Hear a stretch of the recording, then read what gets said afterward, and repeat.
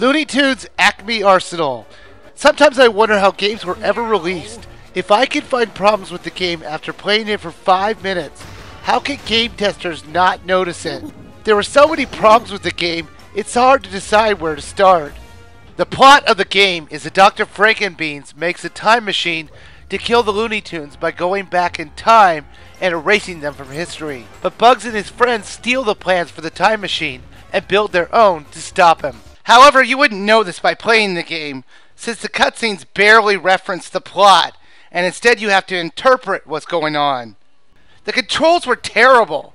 A button to jump, B to fire your weapon. You use the C button to use your mallet or guitar, and the Z button to fix your camera.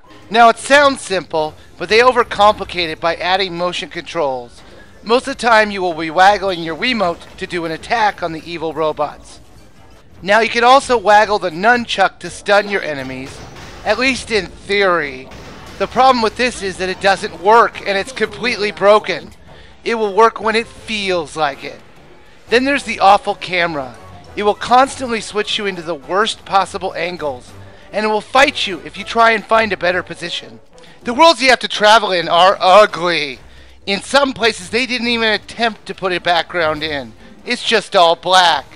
Plus the worlds can be very confusing. The level design is awful. Too cramped and crowded. This also might seem like a strange complaint, but the levels were too long.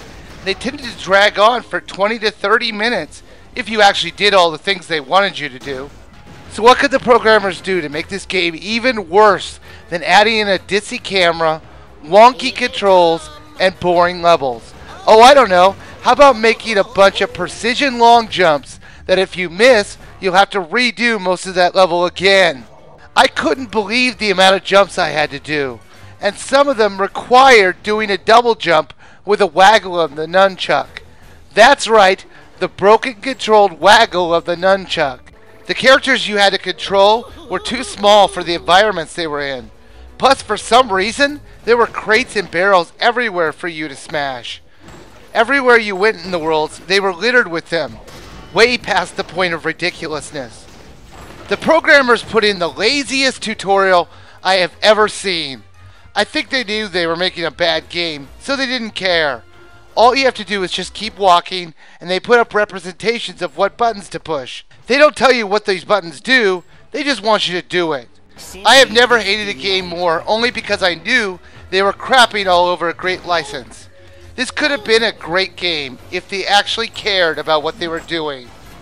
Even the worst games out there have some positive about them, and I really can't think of one for this game.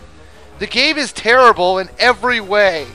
If someone could think of something positive about this game, please write me. Do not buy this game. Do not rent this game. Do not even look at this game. It's a sin that this game even exists.